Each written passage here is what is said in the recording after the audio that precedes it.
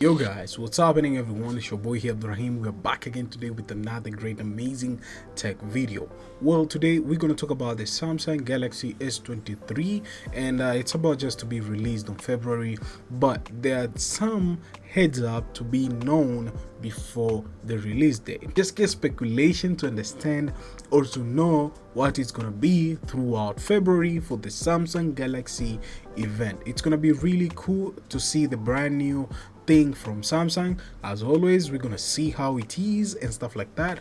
And yeah, now today we're gonna check out some few specs here from Ice Universe on Twitter. He posted this, so we're gonna start with the S23. First thing first, sporting on the S23, it will be having the 6.1-inch dynamic AMOLED 2x display with the vision booster, which is great, and it has a maximum screen brightness of 1750 nits. That's incredible. That's really incredible, because even if throughout the day this phone is going to be really bright, which is great. Another kind of stuff, it has a super smooth 120 hertz screen refresh rate, which is really dope thing, to be honest. And a 12 megapixel of selfie camera. Now in 12 megapixel of selfie camera, if this is gonna be the real legit, man, I think Samsung is tripping, because we have seen it throughout Xiaomi, how much they are performing throughout the front-facing camera.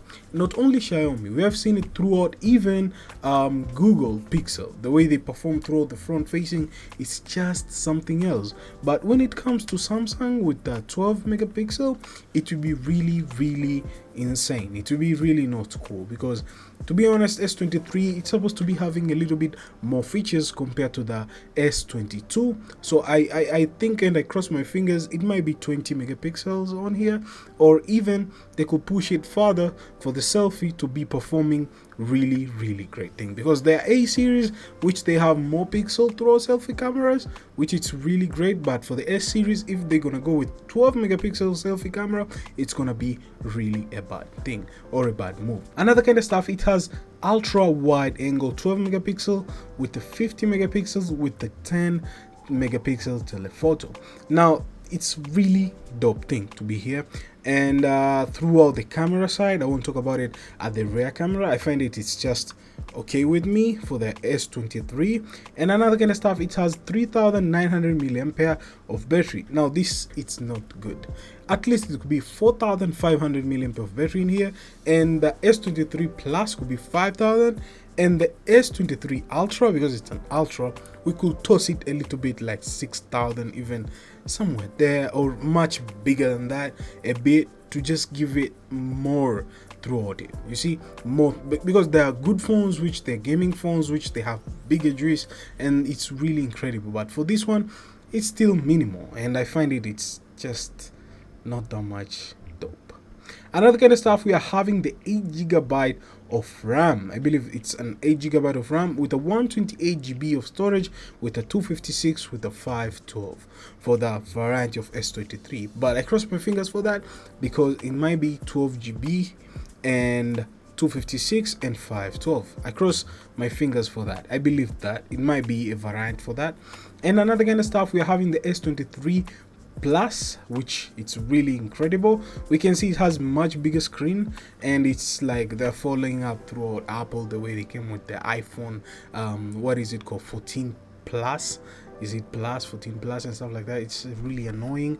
And 6.6-inch dynamic AMOLED 2x display with the vision booster, and the maximum screen brightness for 1750 nits. It's just the same spec, and the only difference between the S23 Plus and the S23 is the battery and the storage wise. It's just a little bit different, because this starts with the storage of 256 to 512GB of storage. Meanwhile, the S23 just come with the 128, 256 and a 512. Now this is just to get it a little bit differently throughout here. And another kind of stuff, we're jumping into the S23 Ultra, which it has 6.8 16-inch dynamic AMOLED 2x display with the vision booster, and it has maximum screen brightness of 1750 nits with a super smooth 120 Hz refresh, same, and selfie just this. Now this, you see, now if all of the phones, to be honest, they have 12 megapixel of camera at the front facing camera,